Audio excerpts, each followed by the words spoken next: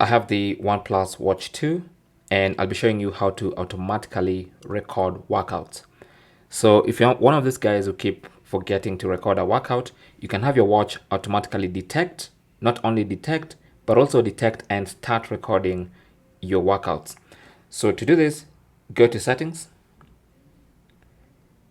On the main settings page, scroll down until you get to workouts and health. Tap on that and then tap on auto detect workouts.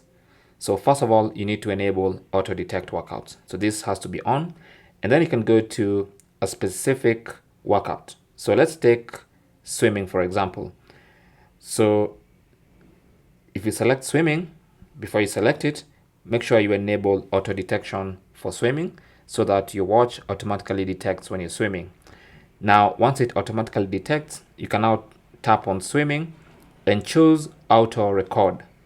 So basically what you've done is you've told your watch to automatically detect when you're swimming. You've allowed it to auto detect a swim. Not only and after detecting that you're swimming, it should start recording that as a workout. So you don't need to tap on your watch to confirm that you want to record swimming as a workout. Your watch will do that for you.